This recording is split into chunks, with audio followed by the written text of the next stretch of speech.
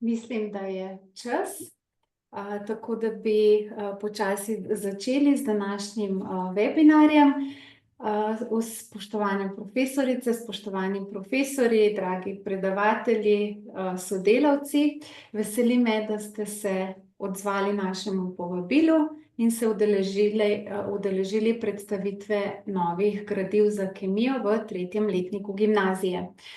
Z vami sem Blanka Premrov-Bajuk, urednica, in pa Simona Požar iz naše promocijske službe, in pa tudi seveda naši današnji predavatelji, ki jih boste v kratkem spoznali. Tole nekako program današnjega webinarja. Zdaj morda za tiste, ki še ne veste, v preteklih 2 letih smo na Mladinski knjigi izdali tako učbenika kot delovna zvezka v 2 delih za 1. in 2. letnik gimnazije. Vsa naša gradiva imajo tudi bogato digitalno podporo, se pravi od rešitev, dodatnih nalog, QR-kod v delovnih zvezkih, ki vodijo do poglavij v učbeniku, videoposnetkov laboratorijskih poskusov, se pravi, nekaj teh stvari boste danes tudi v nadaljevanju spoznali. V letošnjem šolskem letu pa zaključujemo z vertikalo kemije v gimnaziji, saj smo pripravili učbenik za kemijo v 3. letniku, ki je trenutno v postopku potrjevanja in čakamo na njegov sklep.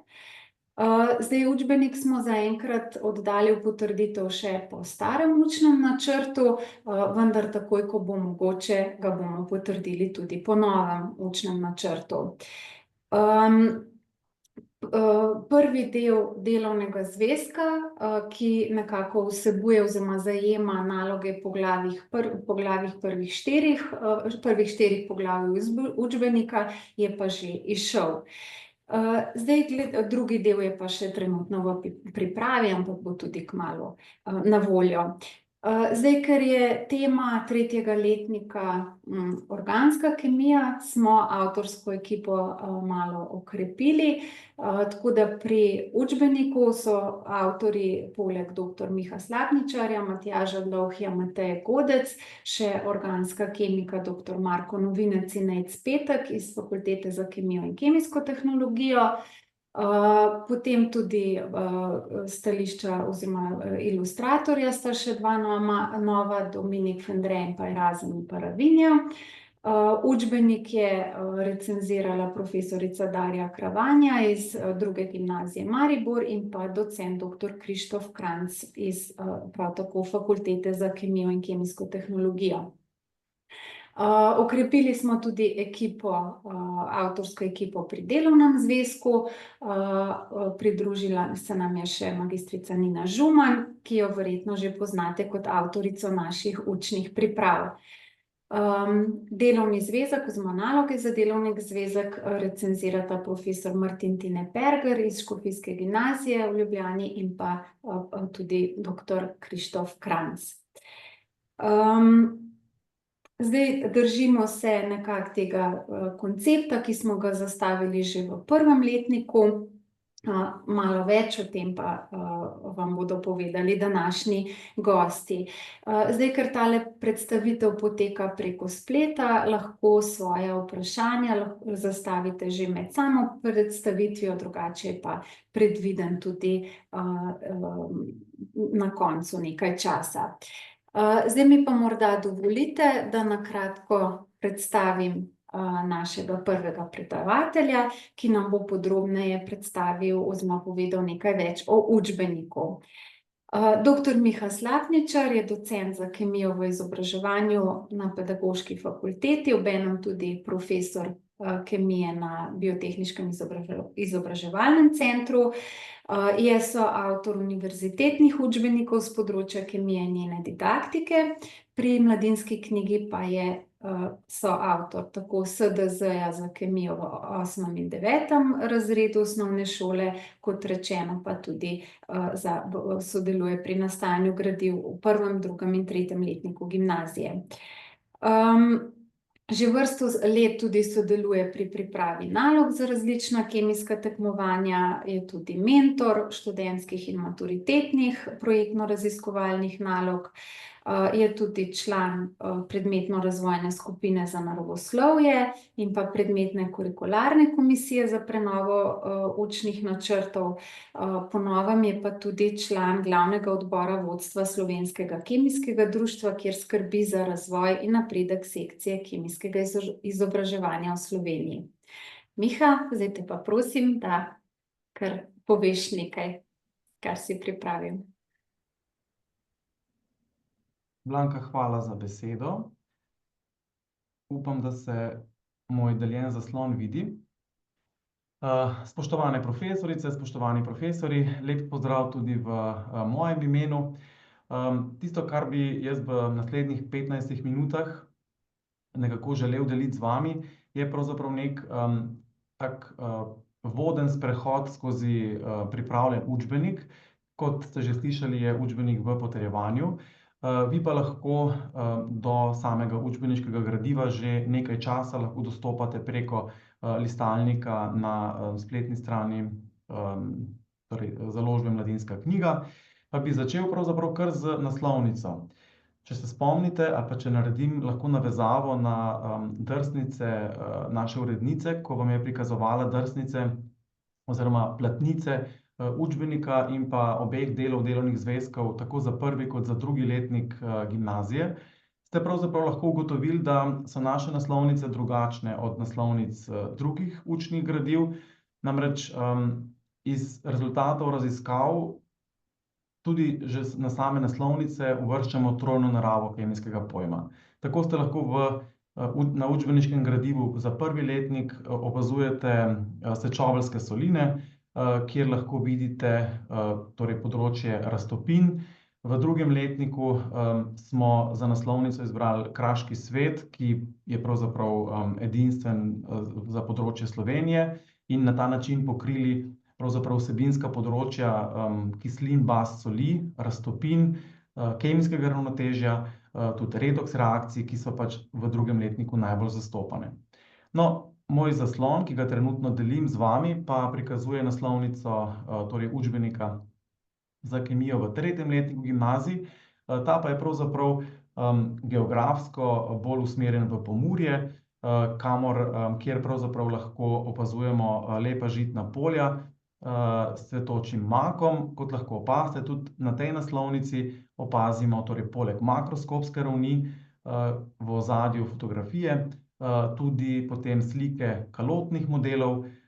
Izbrali smo si nekaj organskih kisikovih spojin, tukaj imate barvilo, značilno v maku, potem imate enega izmed predstavnikov ogljikovih hidratov, prisotnega v žitih, pa tudi recimo tukaj na levi strani imamo skeletno formulo, pa tudi sliko kalotnega modela molekule morfina. Gre za organsko dušikovo spojino. To smo nekako namenoma dali, ker so pravzaprav organske dušikove spojine zaradi prenatrpanosti učnega načrta dostikrat v tretjem letniku izpuščene, pa smo dali tukaj malo večjo prednost tudi organski dušikovi spojini. Tako, zdaj sam koncept učbenika za kemijo v tretjem letniku gimnazij morda povem, da je nekoliko drugačen od tistega, ki ga pravzaprav pozna slovenski prostor, ali pa mogoče rečem, ni toliko gradiv na takšen način, kot je sestavljen torej naše gradivo. Kaj s tem mislim? Torej, koncept našega gradiva, če se sprehodim čez kazalo, torej samo gradivo obsega torej 10 poglavij. Prvo poglavje, vidite po številu strani, čeprav je to uvodno poglavje, je pravzaprav kar precej dolgo. Obsega 44 strani. Zakaj je tako? Zato, ker pravzaprav v prvem poglavju, poleg samega uvoda v organsko kemijo, torej kemijo ogljikovih spojin, pravzaprav razložimo vse osnovne koncepte in vse osnovne pojme, ki jih potem v nadaljevanju uporabljamo že v drugem in vseh nadaljnjih poglavjih. Izpostavil bi recimo na tem mestu podpoglavje 1.3, ki se ukvarja z ugotavljanjem elementne sestave organskih spojin. To je pravzaprav neka vsebina, ki je tukaj dodatna noter in izpostavljamo predvsem zaradi tega, ker imamo zajete tako oksidativne kot tudi reduktivne razklope organskih spojin in potem specifične dokazne reakcije za posredne dokaze kovalentno vezanih elementov. Tisto, kar bi še izpostavil recimo v tem, je to, da so vse te stvari, ki jih torej teoretično razlagamo, potem v času poletja tudi seveda posnete in imate učitelji potem v posameznem podpoglavju, tako kot v vertikali prvega in drugega letnika, možnost ogleda videoposnetkov kemijskih eksperimentov. No, potem imamo torej drugo poglavje, ki se dotika nomenklature organskih spojin in tukaj že lahko vidimo tisto razliko, kar naše gradivo loči od večine ostalih gradiv, ki jih imamo v slovenskem prostoru. Namreč naš koncept učnega gradiva temelji na tem, da v drugem poglavju zajamemo najprej v podpoglavju 2.1 splošna pravila nomenklature IUPAC, potem pa se pravzaprav glede na posamezne podskupine organskih spojin, od ogljikovodikov pa vse do peptidov, pravzaprav v posameznih podpoglavjih razlagamo specifična pravila nomenklature in imamo seveda vse te stvari podkrepljene z veliko konkretnimi primeri. Tukaj bi izpostavil, da je v učbeniškem gradivu veliko primerov, ki so taki torej šolski primeri, če se lahko tako izrazim, trivialni, navadni, torej za šolsko rabo. V vseh poglavjih, da ne izpostavljam tega posebej, pa imamo tudi več primerov, ki jih lahko učitelji v gimnaziji torej izkoristimo za poučevanje nadarjenih dijakov in jih potem seveda lahko uporabljamo za priprave na kemijska tekmovanja. Tako da recimo v drugem poglavju pravzaprav predelamo celoten sklop pravil za poimenovanje organskih spojin. Tretje poglavje je v celoti namenjeno poglavju izomerije, torej spoznamo vse vrste izomerije na enem mestu. Poglavje se zelo lepo naveže na organske spojine, ki jih že poznamo po samih funkcionalnih skupinah in jih znamo tudi poimenovati.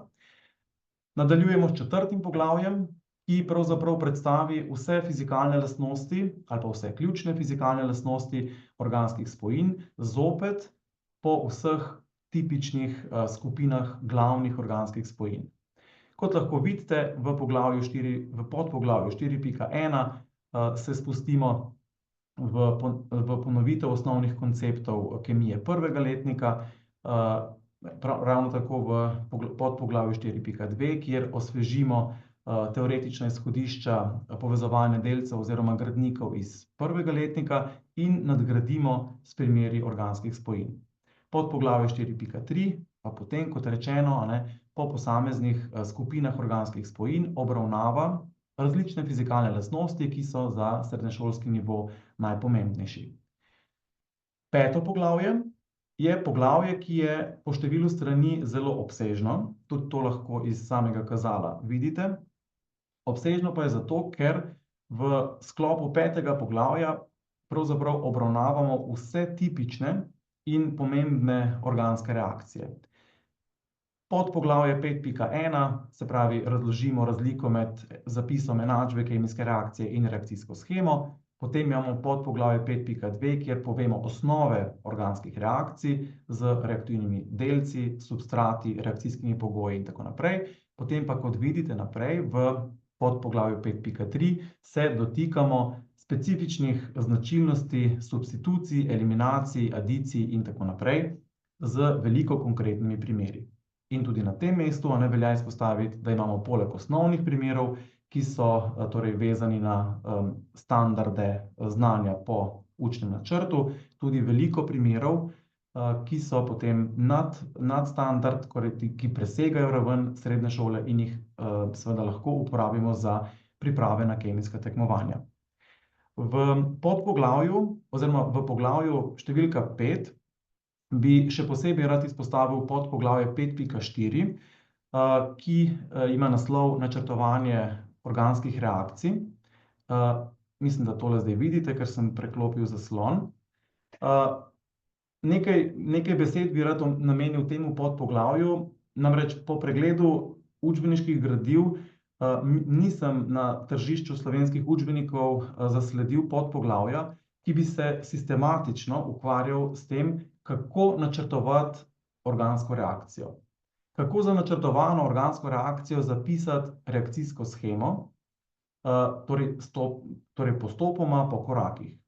In v prvem delu tega podpoglavja pravzaprav namenimo, če se ne motim, 6 različnih primerov. Ja, tako 6 različnih primerov, ko torej razložimo različne primere kemijskih reakcij, pri katerih imamo torej različne izhodne spojine, različne reakcijske pogoje. Tukaj že takoj naj izpostavim, da recimo znak za svetlobo H-ni pa če še kakšna taka stvar, ki se trenutno še popravlja, gre za stvar, ki se še dopolnjuje in pravzaprav izpopolnjuje, pili in bo v roku enega meseca končana. Skratka, imamo nekaj konkretnih primerov, preko katerih torej prikazujemo, kako razlikovati med različnimi tipi reakcij, glede na reakcijske pogoje, potem pa pravzaprav preidemo na tisti del, ki je za organsko kemijo ali pa dijakom, še posebej tistim, ki so učno ne tako zmogljivi, pravzaprav najtežji, najzahtevnejši. V mislih imam kvalitativne probleme kvalitativnih nalog, to so primeri dopolnjevanja reakcijskih shem, in tukaj takoj naredim sklic na, mislim, da je 13. naloga v drugi poli na maturi, je vedno torej povezana s kvalitativnim problemom, z neko dopolnitvijo organskih reakcij, torej neko reakcijsko shemo, torej zopet na večjih različnih primerih razložimo, kako, na kakšen način se pravzaprav lotiti problema, torej reševanja tega kvalitativnega problema. Zopet več primerov in potem še en tukaj primer, ki je malo bolj kompleksen. To se nam je zdelo pomembno, zato ker pravzaprav predstavlja sintezo celotnega poglavja številka 5, ki je namenjen torej kemijskim reakcijam. Poglavje številka 6 in poglavja, ki sledijo v nadaljevanju, pa so pravzaprav bistveno krajša od sedaj predstavljenih in so osnovana predvsem na specifičnih značilnostih izbranih organskih spojin, njihovem pridobivanju in pa vplivom teh spojin, bodisi na žive organizme oziroma na okolje. Velja izpostaviti, da učbenik vsebuje precej vsebin povezanih s kemijo okolja in pa z zeleno kemijo, torej začnemo z podpoglavjem o ogljikovodikih, potem namenimo kar nekaj stranem halogeniranim ogljikovodikom in končamo z organskimi kisikovimi spojinami, torej alkoholi, fenoli, etri, karboksilnimi kislinami in njihovimi derivati. 7. poglavje je v celoti namenjeno torej ogljikovim hidratom, kjer torej na začetku predstavimo njihovo zgradbo, potem se dotaknemo specifičnih reakcij in pa zaključimo s podpoglavjem pomen ogljikovih hidratov za žive organizme in vpliv na okolje. Podobno strukturo ima tudi poglavje številka 8, ki je namenjeno pregledu lipidov, tako estrskih kot neestrskih, in zopet vpliv na žive organizme in pa vpliv na samo okolje. 9. poglavje povzame značilnosti reakcije pridobivanja in pa specifične reakcije dušikovih spojin. In 10. poglavje torej je poglavje, ki je namenjeno specifikam polimerov. Tako da na ta način se torej učbenik konča in pravzaprav po principu, kot smo ga že vajeni pri kemiji 1 in kemiji 2, pravzaprav povzame celotno vsebino organske kemije. Tisto, kar bi sedaj rad izpostavil, če bi seveda šli učbenik prelistati, trenutno vam prikazujem zaslonsko sliko učbenika Kemija 2. Na njem bi rad na konkretnem primeru izpostavil to posebnost naših učnih gradiv, ki se pojavlja tako v učbeniškem gradivu, kot tudi potem v nadaljevanju samega delovnega zvezka. To je ta trojna narava predstavitev kemijskih pojmov. Odprto imam stran, kjer obravnavamo torej, v drugem letniku ionske reakcije in imamo recimo zaporedne fotografije eksperimenta, torej kemijske reakcije med vodno raztopino kalijevega jodida in svinčevega nitrata, kjer lepo vidite, kako na 3 ravneh predstavitev predstavljamo to ionsko reakcijo. Torej makroskopska, potem delčna raven in pa raven simbolov. Ko sem že na tem mestu, bi morda opozoril na tole pasico, ki označuje dodatna znanja. To so torej tista znanja, ki presegajo nivo srednješolske kemije, so pa seveda namenjena pripravam na kemijska tekmovanja. In v drugem letniku recimo je ena izmed takšnih vsebin vsebina topnostnega produkta, ki se potem nadaljuje v ionske reakcije. Zagotovo veste, da gradivo, učbeniško gradivo 1. in 2. letnika vsebuje preko 25 različnih eksperimentov, ki jih lahko učitelji kemije uporabljamo bodisi pri redni učni uri kemije ali pa za namen kakšnih laboratorijskih vaj.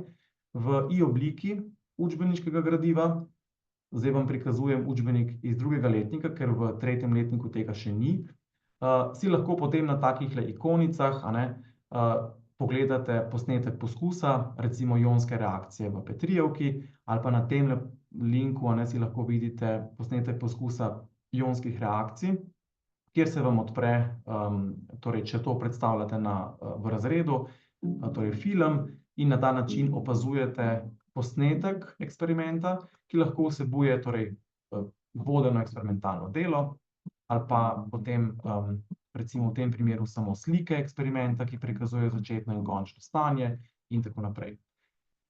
Tukaj bi izpostavil prednost tega, da lahko dijaki v delovnem zvezku ali pa v učbeniku skenirajo tudi pripravljene QR kode, ki jih potem preko pametnih telefonov vodijo do ogleda videoposnetka.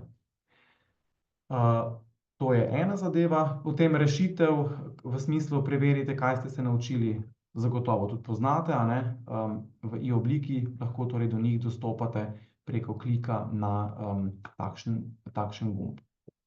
Tako, to bi bilo pravzaprav z moje strani vse. Predajam besedo urednici in bom vesel kakšnih vprašanj dodatnih, če vas bo še kaj zanimalo.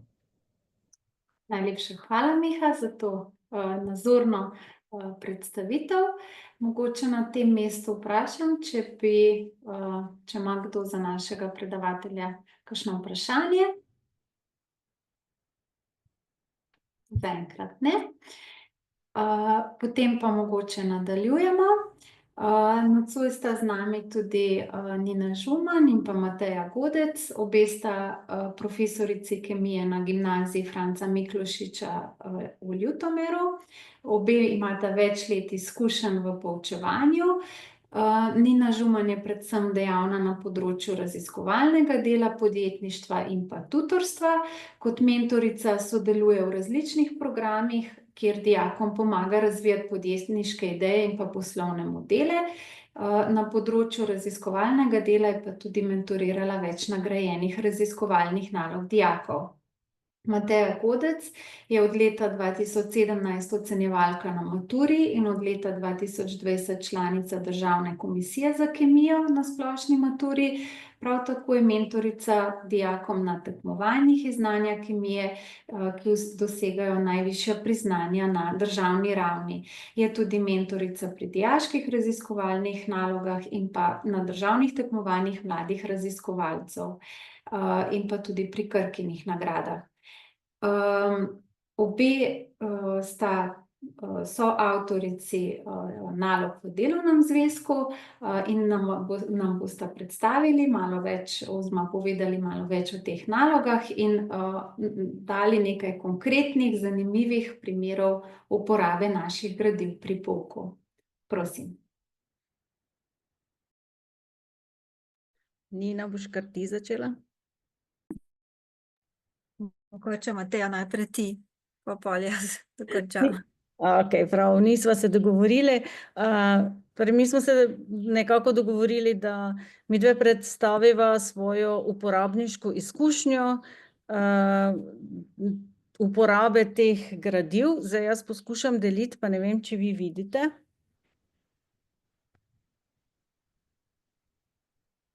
Ne Nekaj vidim. se dogaja. Aha, ok, dobro, mogoče bo šlo tako. Zdaj pa bo po moje, ali? Ja, se vidi. Torej, mi smo seveda že zaradi sodelovanja pri nastajanju teh gradiv že sproti z nastajanjem tudi v razredih začeli uporabljati gradiva, zato seveda zdaj najlažje govoriva o uporabniški izkušnji učbenika in delovnih zvezkov za prvi letnik in učbenika in delovnih zvezkov za drugi letnik, zato bom nekaj malega povedala o tem.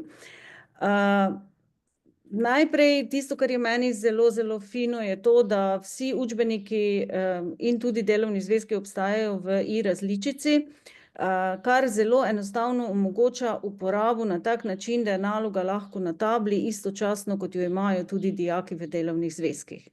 Ena prednost delovnih zvezkov, ki smo jo že poudarjali, pa mogoče še enkrat poudarim, vsi delovni zvezki imajo povsod prostor, kamor dijaki zapisujejo rešitve. In tako lahko tudi potem naloga pride na tablo, kjer se enostavno rešitve vpisujejo tudi na tablo. Ali jih vpisuje učitelj, ali jih vpisuje dijak, zdaj to v bistvu v resnici sploh ni tako zelo pomembno, je pa ta kompatibilnost zelo, zelo omogočena.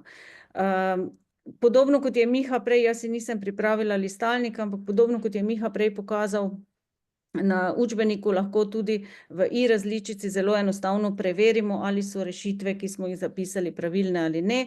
Zdaj seveda tisti, ki uporabljate pametno tablo, pa veste, kakšne imate možnosti. Mogoče najlažje, da se tabla zamrzne in se potem lahko po samem odprtem delovnem zvezku piše, potem se odmrzne in se lahko pogledajo rešitve. Naslednja stvar, ki je bila že omenjena in meni zelo, zelo pride prav, so ti posnetki demonstracijskih poskusov. Jaz seveda se strinjam z večino, ki bo rekla, ja, posnetek ne more nadomestiti poskusa v živo. Absolutno se strinjam, kolikor gre za poskus, ki ga izvedejo dijaki sami v okviru laboratorijskih vaj. Vsi pa vemo, da teh laboratorijskih vaj imamo samo 10 ur na leto in je potrebno narediti precej močen izbor teh poskusov. Skratka, niti slučajno ne moremo narediti vseh, velikokrat so pa poskusi tudi takšni, da so primerni samo za izvajanje v digestoriju in že spet ne glede, tudi če imate zelo dobro opremo, tukaj v razredih za 30 dijaki zagotovo več vidijo, če vidijo posnetek, kot pa da poskus pač nekdo izvede v digestoriju in ga nekje od strani samo gledajo. Poskusi so zelo, zelo lepo narejeni, zelo so lepi posnetki, nimajo v bistvu komentarjev, kjer lahko dejansko učitelj vse prilagodi svojemu pouku, ali jih sam pokomentira, ali morajo dijaki sami ugotoviti, kaj se dogaja. V glavnem, to je res ena zelo, zelo velika dodana vrednost. No, pa da se vseeno dotaknem še delovnega zvezka za tretji letnik, kaj smo mi nekako pripravili. Podobno kot v delovnih zvezkih za prvi in drugi letnik smo se trudili, da so naloge čim bolj raznolike. Iskali smo res zelo, zelo različne možnosti, različnih taksonomskih stopenj in sledili smo tudi ideji v učbeniku o trojni ravni tudi tukaj, tako boste lahko naleteli na kar precej nalog, ki bodo povezane z nekimi poskusi, torej ta recimo makroraven, skoraj pri vsakem poglavju, ali pa lahko rečem, da praktično pri vsakem poglavju je vsaj nekaj nalog tudi na to temo. Potem je velikokrat namesto formul prikazana simbolna raven z modelčki, vemo, da je tega pri organski kemiji zelo, zelo veliko. Nalog pa v resnici ne zasledimo tako dosti, vsaj koliko imam jaz izkušenj, ja, se pojavijo na maturi, pa se pojavijo na tekmovanjih. nekako zavajo, pri dijakih je pa že potrebno poiskati. Nismo pozabili oziroma sledili smo tudi temu, kar smo si v začetku zastavili, da bo nekaj strani nalog takšnih, ki so namenjene zabavi ali pa zaposlitvi dijakov v nekem trenutku, ko pač morda se sprašuje, ustno preverja, da ostali del razreda ima nekaj, kar jih pritegne, kar jim je zanimivo, hkrati pa potem ponovijo določene pojme. Včasih so te križanke težje, včasih lažje, skratka, namenjene temu, da se dijaki malo zamotijo in zaposlijo. Tudi delovni zvezki so zelo obsežni. Že delovni zvezek za drugi letnik, če ga poznate, je precej obsežen. Delovni zvezki za tretji letnik so prav tako obsežni, imajo veliko strani in mi si nikakor nismo zamislili, da vsak dijak mora rešiti celotni delovni zvezek. Tisti dijaki, ki jih kemija ne veseli, bodo morda rešili križanke. Tisti dijaki, ki pa želijo več, ki se želijo pripravljati na tekmovanja, tudi tisti, ki se želijo pripravljati recimo na olimpijado, pa bodo v naših delovnih zvezkih prav tako našli naloge. To so pa naloge, ki so označene z 2 zvezdicama. Tukaj boste vi in tudi vaši dijaki našli naloge, ki so res namenjene dijakom tekmovalcem, morda ne samo dijakom tekmovalcem na našem slovenskem tekmovanju, ampak tudi za tiste, ki želijo na izbirna tekmovanja za kemijsko olimpijado ali pa seveda potem za sodelovanje na olimpijadi. Kajti za takšne dijake dejansko naloge najdemo zelo, zelo težko oziroma najdemo tekmovalne naloge, ki niso v slovenščini. In tukaj smo nekako mi videli priložnost, da na vsakem poglavju damo tudi nekaj teh nalog z 2 zvezdicama, ki so res trši oreh in namenjeni tistim dijakom, ki pač želijo nekaj več. Toliko na kratko z moje strani, zdaj pa predajam besedo še Nini. Ja, najlepša hvala. Jaz bi prosila Simono, če mi lahko predstavitev pripravi. Najlepša hvala. Pozdravljeni še v mojem imenu. Se pravi, jaz bom predvsem govorila o tem uporabi gradiv pri pouku in sicer dotaknila se bom zdaj trenutno 2. letnika, ker 3. letnik še nastaja, pa se že veselim, da bom lahko potem tudi v 3. letniku to uporabila, ker ko boste videli v nadaljevanju pri pouku, se to kar zelo dobro odnese, pa bi prosila naslednjo drsnico. To sem že enkrat pokazala, takšna je naša učilnica, se pravi na gimnaziji v Ljutomeri imamo malo drugačno postavitev miz kot običajno, se pravi ni tako frontalno, ampak so ene takšne manjše skupinice in potem zelo hitro, če tu spodaj v desnem kotu pogledate, zelo hitro lahko takšne majhne otočke pripravimo in potem po 8 dijakov lahko skupaj sodeluje pri pouku. Zdaj, kaj nam pa pri tem pomaga naše novo gradivo, je pa v tem, bi prosila naslednji slajd. Tule vidite tudi letno pripravo, se pravi, verjetno poznate že za 1. in pa 2. letnik. Letno pripravo bo nastala tudi za 3. letnik, se pravi po novem učbeniku. In pa če pogledate, vidite, da je vsaka ta ura opisana približno, kaj bi naj v tej uri obravnavali in potem tudi kje v učbeniku se ta snov nahaja in pa tudi v delovnem zvezku, točno na kateri strani so naloge z tega področja. Čist na enak način bo pripravljena tudi letna priprava za 3. letnik, ki bo tudi vsebovala, se pravi, strani in pa seveda tudi vsebovala vse naloge v delovnem zvezku, ki so primerni za obravnavo tiste konkretne snovi. Zdaj jaz to letno pripravo naložim tudi dijakom v spletno učilnico, tako da oni poleg vsebin, ki jih obravnavamo, vidijo tudi cilje, ki jih morajo pri določeni snovi obvladati oziroma pač usvojiti in potem vidijo tudi strani in točno vejo, na kateri strani smo, pri kateri snovi in pa tudi katere naloge iz delovnega zvezka bomo reševali. In potem, ko mi imamo na primer utrjevanje znanja ali pa preverjanje znanja pred testom ali pa kakšno drugo dejavnost, točno vejo, na kateri strani smo, jaz samo rečem, odprite prosim delovne zvezke in knjige in potem lahko pričnemo delati. Zdaj pa bi prosila še naslednjo drsnico. No, tule je en takšni primer, naprimer ionske reakcije, ker je že tudi Miha in pa Mateja sta razlagala o tem.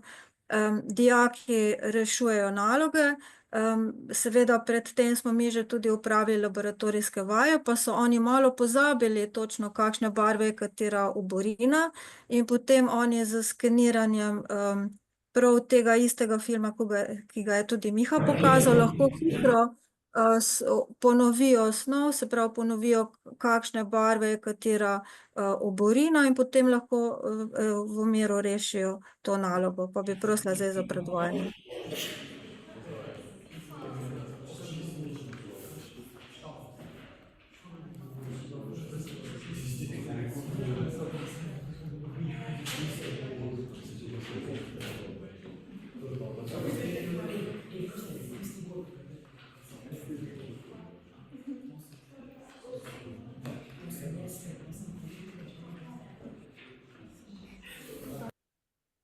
No, kot je videno na posnetku, tu je dijakinja imela težave z reševanjem, sicer je že nekaj rešila v delovnem zvezku, ampak ni bila prepričana, če je vse pravilno, zato si je v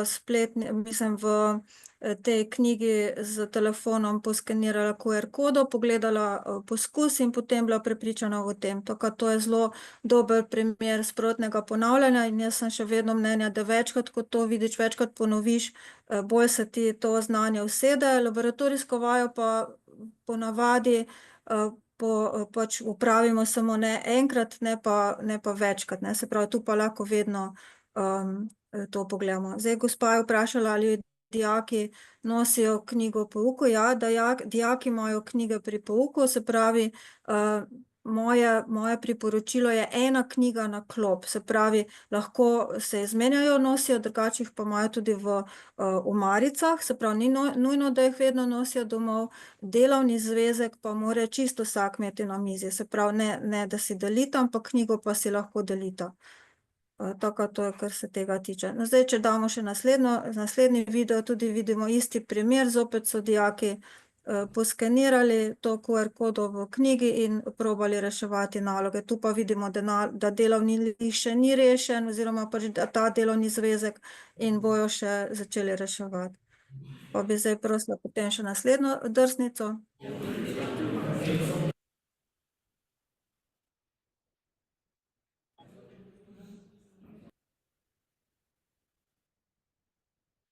No, zdaj trenutno imamo v drugem letniku obravnavamo elektrolizo. Zdaj čisto vseh elektroliz oziroma vsaj večino ne moremo v šolskem laboratoriju izvesti, zato so te poskusi res dobrodošli, da se jih dijaki lahko pogledamo, in ponovno je v spletni učilnici naložena letna priprava, dijaki točno vejo, katero snov, katero stran, in potem seveda tule primer, ko so si poskenirali QR-kodo od elektrolize vode in potem poskušajo v delovnem zvezku rešiti nalogo. Tako to je zelo takšen primer, da potem lažje rešujejo, oziroma tudi meni malo olajša to delo.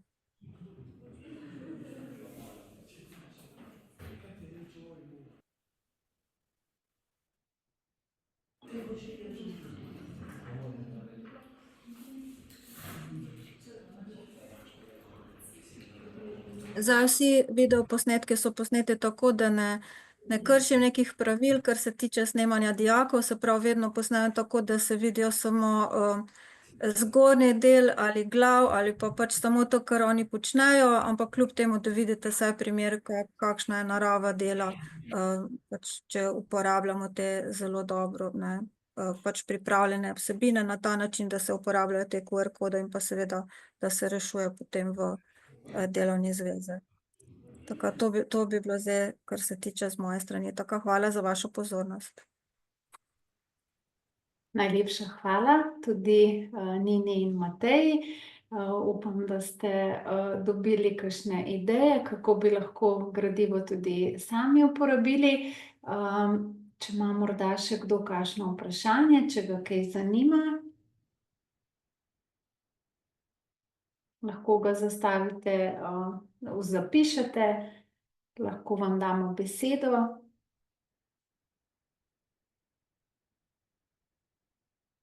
Mogoče še to, no, da ravno zaradi tega obsega smo se tudi odločili, da delovni zvezek res izide v 2 delih, ne, se pravi, da se pač malo porazdeli.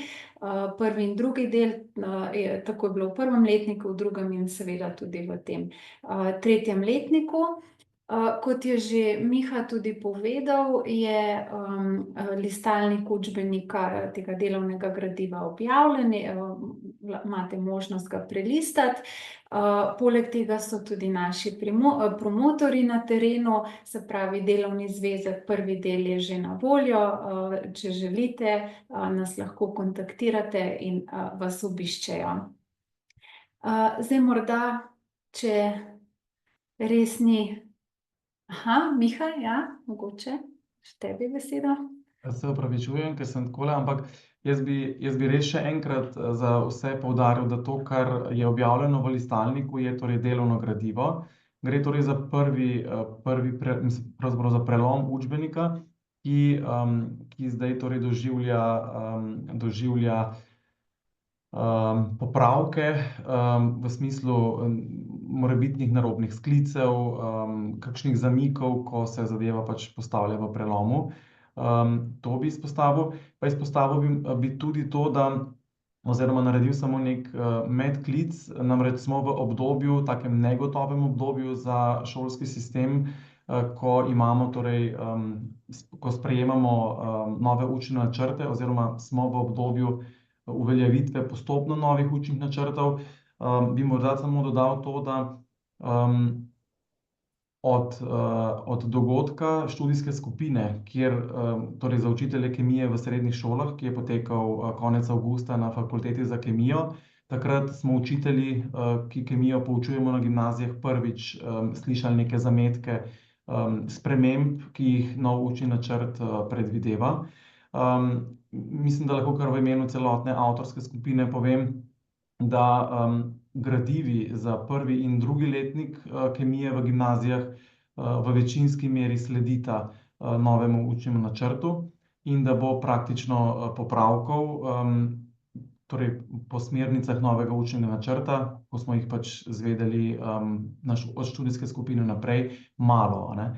Torej gre za določene vsebine, ki bodo dodane na novo, skladno z novim učnim načrtom, oziroma vsebine, ki so bile določene, bodo pač prestavljene v smisel torej priprave na maturo oziroma označene, tiste, ki pa presegajo raven, a ne, po novem učnem načrtu, pa označene kot dodatna znanja.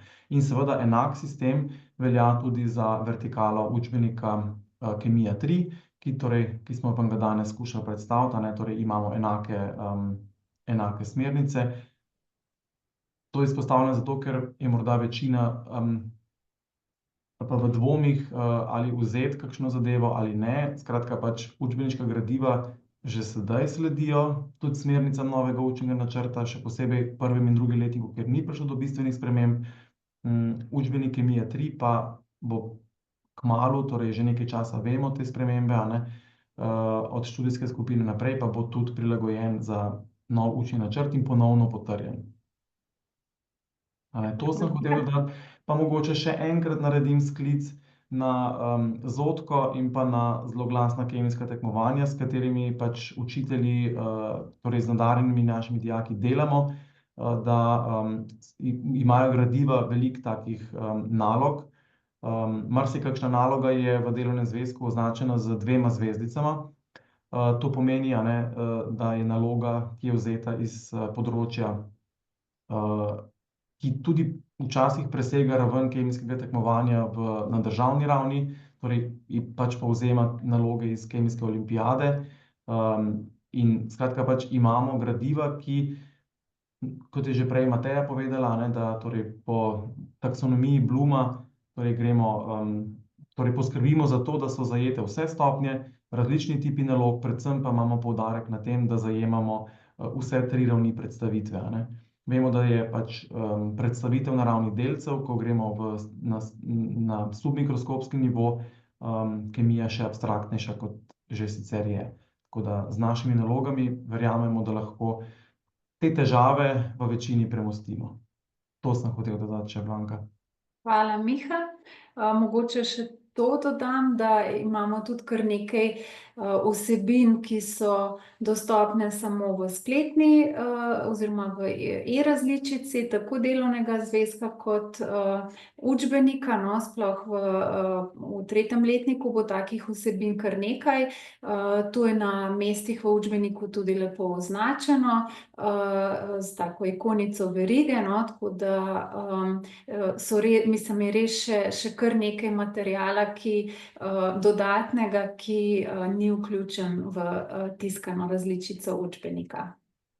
Za te stvari pa smo se pravzaprav odločili zato, a ne, da dijaki ne brskajo, ali pa poleg brskanja po spletu pa po različnih knjižnih virih, a ne, da imajo pravzaprav recenzirana gradiva, ki se nanašajo na določeno vsebinsko področje. Recimo tukaj velja izpostaviti eno prav posebno poglavje, ki je namenjeno kemiji okolja in pa zeleni kemiji.